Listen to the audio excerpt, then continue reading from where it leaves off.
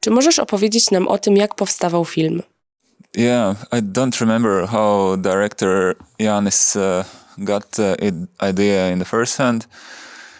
I think he was the pandemic had started, and I think he was in one of the towns of Ventspils in like writers some kind of house writing some longer script, and then suddenly he came up with this idea just to.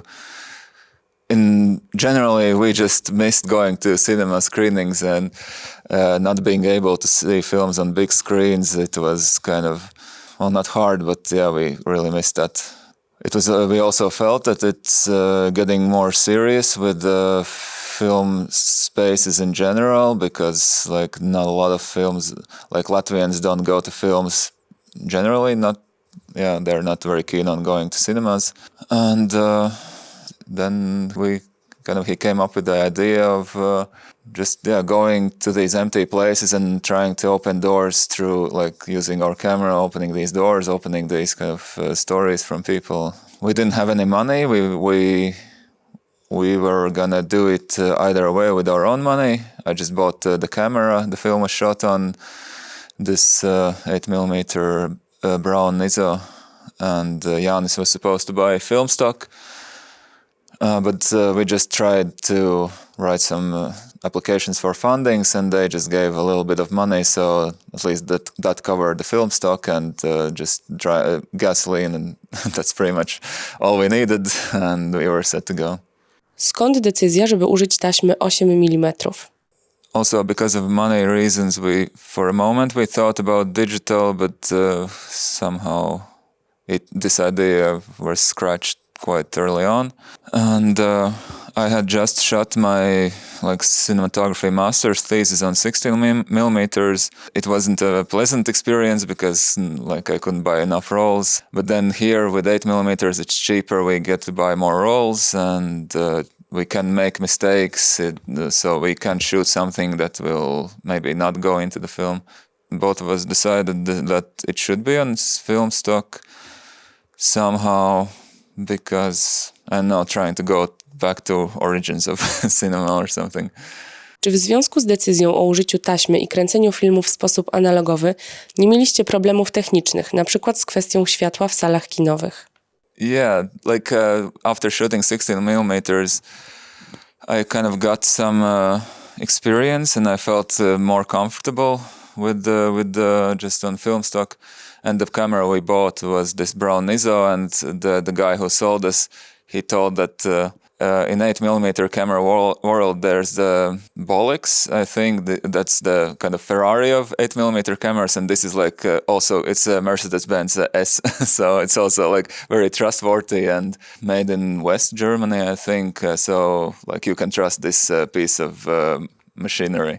But there was a kind of small technical thing I was stressing about it until the footage came back from the laboratory, because the aperture of the lens is controlled not on the lens but on the body electronically, and the camera is made in 80s, and maybe the electronics are a bit faulty, and I didn't know, I thought everything's fine, but I didn't know for sure so I had few weeks of stress if the image is actually there, if it's not underexposed or overexposed, but the camera was fine and everything was fine.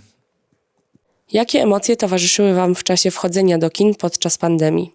Well, let's say more emotional part of making this film was preparing for shoot, because when we go to shoot, we go to work, and no time for kind of well, in some cinemas we had really limited time, but when we were just traveling and just getting to know the owners of the cinema and just the projectionists and the cashiers, then it was a weird feeling after sitting home all the time and watching on TV screens, and then finally we are back in our second home.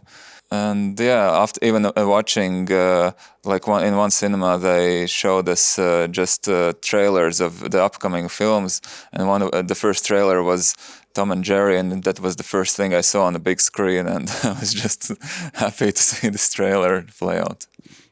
Na początku naszej rozmowy wspominałeś, że podczas pandemii brakowało wam kina. Czego konkretnie najbardziej ci brakowało? Spotkań z ludźmi, wielkiego ekranu? Yeah, as an like a visual person, I missed the screen being bigger than me, like 10 times or whatever. Yeah, just like a big screen, good sound, and kind of getting lost in this in some other world. I mean, you can do that if the film can grab you. You can do that also at home by this TV screen. But I think cinema as a space, it's not a shortcut. It's more bodily experience, more kind of not visceral is a kind of overused word, but yeah, kind of you go there with your body and you are in the film with your body and somehow. Porozmawiajmy teraz o naszym wspólnym przyjacielu Janisie Abele. To nie była wasza pierwsza wspólna produkcja. Za co najbardziej go cenisz? Yeah, I know. It's with Jans, it's a bit hard to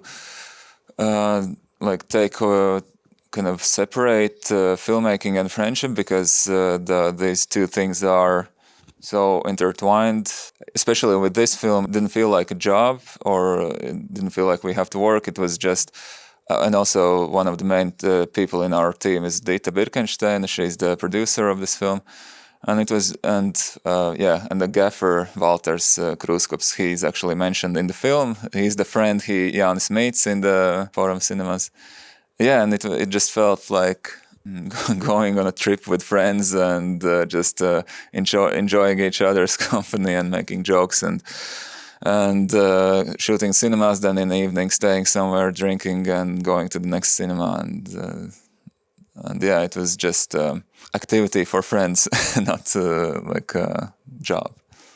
Czy Janis jako dokumentalista jest inny niż Janis, reżyser filmu fabularnego? Yeah, I would say not really. It's just his experience grows and I think because right now we're shooting another project which is supposed to be also a documentary, but I think like we staged a lot of things in this film, so it's kind of trying to do this hybrid version of fiction and documentary, because like he said that he's not a documentary director, but I guess he's just a director, and this time we have money for documentary films, and yeah. Porozmawiajmy jeszcze chwilę o tobie. Jako operator pracujesz przy różnych produkcjach. Czy masz jakiś ulubiony rodzaj filmów, przy których pracuje ci się najlepiej? I don't know. I think right now I'm thrown around in different projects, and I think each of every project is so different. I'm kind of grateful that I have this diversity of projects I can work, and it helps me to evolve, I guess. If I would shoot one type of project or even taking pictures, I feel like I am doing the same thing and I get a bit tired. But since as a camera operator, I can go through different projects, and it's just in one project I'm running around with the camera on my shoulder and then the whole day, but in the next project I can put it on tripod, just stay back, drink coffee, and tell everyone what to do. But otherwise, I'm just one man with camera, so it's a nice change. So I don't get stuck in one type of way of working, I guess. Jak podoba ci się w Polsce i jak wypada Lublin na tle innych miast, które już widziałeś? Well, before when I've came here to Poland, I also came to festivals, but in this camera image in Bydgoszcz and then in Torun. And when I come here, it just, I don't know, feels like, visually it feels home, because visually, architecturally, it's quite similar to Latvia and capital Riga.